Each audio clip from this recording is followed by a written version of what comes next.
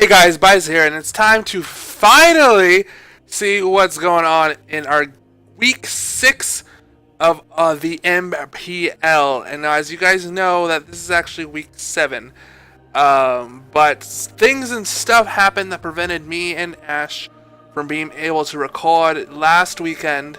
And then me having school and work and stuff during the week prevented us from being able to record during the week. So we actually recorded this on Friday. And this is going up on Saturday. So it's going up a whole one day before our week 7 battle is going up. So good job on us getting things done on time. So you'll be able to get 2 MPL battles for the price of 1, I suppose. You can watch this one today. And then we'll have our battle against Trip, which is our week 7 battle, which is going to be a pretty big battle coming up tomorrow. So stay tuned and get ready for that. Anyway, so we are going up against the Miami Donphans, and as you can tell, that this is obviously a post-commentated, unfortunately, because we just had to get this battle done because it was just so ridiculously late anyway. So basically, I battled Ash when he was available and when I was available to actually battle. I just unfortunately wasn't available to live record, but oh well. That's what happens when you gotta get things done. You gotta get things done, right? So anyway, we're gonna post-commentate it. So whatever. We're going up against Ash and his Miami Donphans. And now, if you guys don't know, Ash is actually the creator of the league. He is the person that has brought all of us together into a nice, close, tight family. And he's the one that started this league, so we will be our opponent today. And his name is Ash, aka Mr. Tonberry. His link in the YouTube will actually be down, of course, in the description, as always. So go check out his channel. He is actually not called X-Scissor anymore. He is the YouTuber formerly known as X-Scissor. And that is because he didn't want to be a PokeTuber anymore. He just wanted to be a regular YouTuber, whatever that means. So the only he does other things besides Pokemon now. So go check out his channel, of course. It is Mr. Tonberry now. And big props for him because he likes Final Fantasy and I like it too. So we're best friends already, so you know, that's just how it works.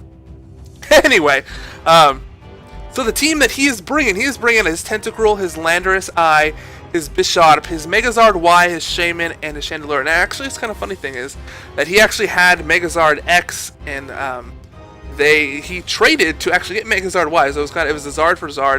It was very interesting because Jack is who he traded with. And his Megazard Y did work on him, and that trade kind of really came out of nowhere. So now it was kind of interesting. So I prepared pretty decent for this team. I knew that his only spinner was a Tentacruel, so I figured that would definitely be coming along for the ride. And I actually predicted the Slowbro to be coming too, but he decided not to bring that, so I was really happy that that didn't happen. And I figured that the Charizard would come in and the Bisharp. Probably the Shaman and the Landers too. So I kind of predicted this team pretty much. Which is why the team I got. And as you can see, we are bringing finally our remaining 2 Pokemon that have yet to hit the field. Excelgor and Donphan are, of course, going to be hitting the field today because this was a team that I figured they were able to do works in. So that was cool. So we have Excelgor, who is our choice specs user. And I spent some work on Excelgor because Excelgor is my fastest mon. It doesn't have as much offensive power as I would like. We put the choice specs on that, and he can hit some pretty hard things while outspeeding a lot of things. So I was looking at Ash's team, and I was looking through it, and I'm like, okay, who's he gonna choice Scarf? And I was looking, I'm like, he's gonna choice Scarf a Chandelure. Looks like that's prime choice Scarf bait that I'm looking at there. So I went and ran the decalcs on that. I'm like, well, crap. My Excelgor does not outspeed a timid choice Scarfed Chandelure with max speed, everything like that. It doesn't outspeed it. So I'm like, okay. I'll make it so it can outspeed a modest choice scarfed Chandelure, which also means that it can outspeed everything else on his team. And I'm just gonna say that, and we'll let the first turn, we'll let the things happen as they've happened during the battle. Anyway, so we're bringing our Diancie. This is our special Diancie. This time we bring in physical Diancie for the last couple of battles. So we're bringing that. We got our choice band scissor, and I packed the brick break on this scissor instead of the knockoff. Yeah, no. I don't remember, but anyway, instead of something, that's what, yeah, I had Bullet Punch, Bug Bite, Defog, and, no, did I have Defog? No Defog, because of the Bisharp, right, so Break instead of Defog, right, forgot about that, yeah, don't want to give that Bisharp no Defiant boosts, and we're bringing our Donphan, which has also got Stealth Rock, so we got 2 Stealth Rockers. Donphan's got the Rapid Spin in case we need to get rid of rocks on our side of the field. Although, I think that Bisharp and Landers are the only things from his team that he brought that could have set up the rocks. We have Rotom Heat, which is our expert belt Rotom Heat this time because our battle with Moxie, I don't even want to talk about it anymore. I just, it still stings when I think about it. But our battle with Moxie, I wanted to bring expert belt Rotom. I threw on Life Orb just in the last second just because had I brought the expert belt, it would have been completely different. Had I done a lot of things, would have been completely different battle. But anyway, we got our expert belt Rotom Heat here, and we have our Choice Scarf Kurmu, which I made to Choice Scarf outspeed everything that is possible. Let's go ahead and hit that play button and see how this battle turns out for us. We need this win because, as I said, Moxie, the battle against Moxie, oh god, it still stings so much, so much. But anyway, so he leads out with Chandelure as I led out with the Excelgor. Now, I was like, okay, gotta find out right now. He goes for the Overheat, which means he outspeeds. So I know right off the bat that this is a timid Choice Scarf Chandelure. I was ready to sack off Excelgor, so the miss on the Overheat kind of really didn't matter. It does suck, of course. I was able to get the U-turn out, which of course gave me the initiative to go into Diancie here, which was going to force out the Chandelure. And I predicted him to go in the Tentacruel, predicting me to go for Rock, so I actually double out into the Rotom, so it was a double switch on my part. But that actually kind of worked out in the end because he went into Bisharp, so obviously Rotom counters Bisharp. As he would draw Bisharp, I knew he was going to do that, so I went for the Volt Switch to Volt Switch out of there. As he went into the Chandelure trying to get that Flash Fire boost, I'm like, Ash, not happening. Not happening today on me. You're not getting no Flash Fires on me. So we're going to go out into Miami, the Donphan. What else am I going to name this bad boy? And I'm going to go straight up for the... Do I go for the Rock? Yeah, I set up the Stealth Rocks right now as I predict him to switch out. And he goes into Shaman, who would have eaten up an Earthquake. So I figured, you know what, let's just get the Rocks up right now because there's no reason not to. And I'm going to get the Heckles out of there and go into my Scissor as I predict the Grass type move going in for. We're going to go into X-Scissor as I'm sure Ash appreciated that name. As the Shaman's going to go for the Giga Drain as I thought. Now I was like, is this thing going to have HP Fire? I wasn't sure. As I go for the Bug Bite, and he withdraws the Shaman. Now this is where Ash told me he made a pretty big misplay because he forgot about the Rocks, and Charizard's going to take 50% to Rocks. And I actually looked away from the screen during this battle because I was writing down something. And I went for the Bug Bite, and I went and looked at, was this a crit? No, it wasn't a crit, and damage cost was weird. Anyway, I looked at it, and I was like, holy crap, Bug Bite did that much damage? 50% from Rocks, plus Bug Bite did that much damage. So, it was actually funny, because I had my damage calcs up, and I'm like, oh, Bull Punch, I should kill. I actually had damage calcs out for Mega Scissor right now, so that was not correct. I had Mega Scissor with a Life Orb, because that's what happens. I go for the Bullet Punch, and I had to have get the most maximum of rolls here, as that Bullet Punch was able to take out the Charizard there.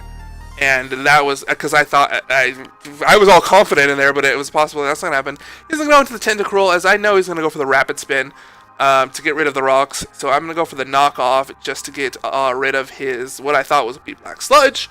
But it turns out that he's actually Assault Vested, so that's a good thing that I was able to get that. Just little tiny HP left of not being able to kill it. I'm going to go for the Bullet Punch because I have to, which is unfortunate that I take more Life Orb damage. But we kill the Tentacruel, so that's nice. So his Rapid Spinner is out of the way, meaning we can set up Rocks once again, and they will stay forever. He's going to go out into the Chandelure, and I'm like, nah, that's not happening. I'm not staying in here. I'm going to switch on the heck out of there, go into Diancie once again, as he goes for the Flamethrower, I believe. Yes.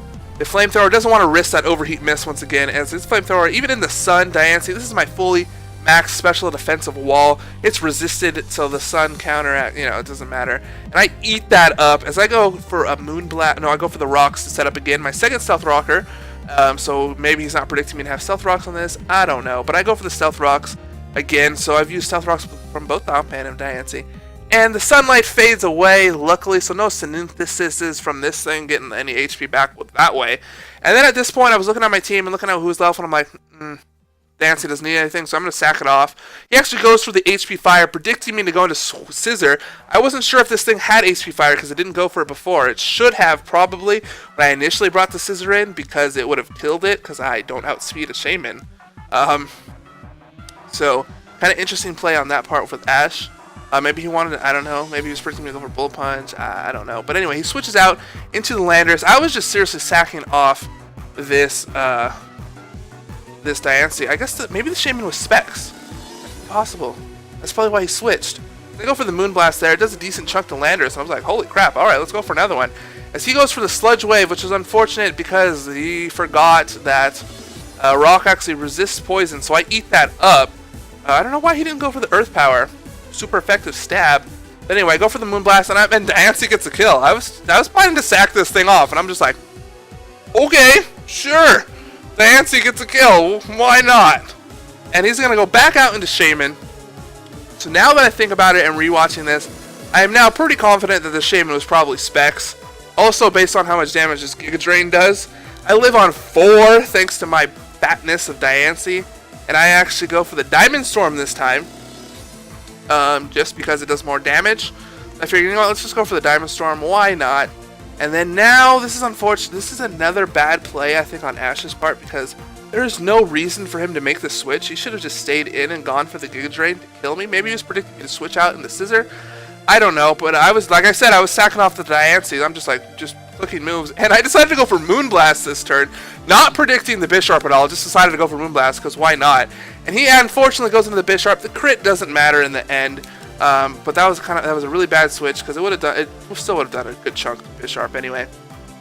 Because I had my Rotom in the back and all the other Pokemon. He goes for the knockoff as he's gonna be able to kill my Diancie, and that sucks. So I go out into Kurmu. I'm looking at the rest of his team left. His Bisharp's weak. I know I can take a Sucker Punch. He's got the Bisharp, the Chandelure, and the Shaman left, and Kurmu can just sweep from here on out. I eat up the Sucker Punch, go for the Brave Bird, and we are able to take out this Bisharp.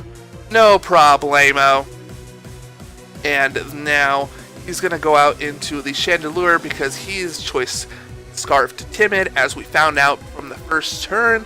Very useful information, but my Kurmu can outspeed the Chandelure because it is choice Scarfed as well. So we go for the Brave Bird, which is able to take out the Chandelure and get a nice damage done in one more. So that's 2 kills for Kurmu now.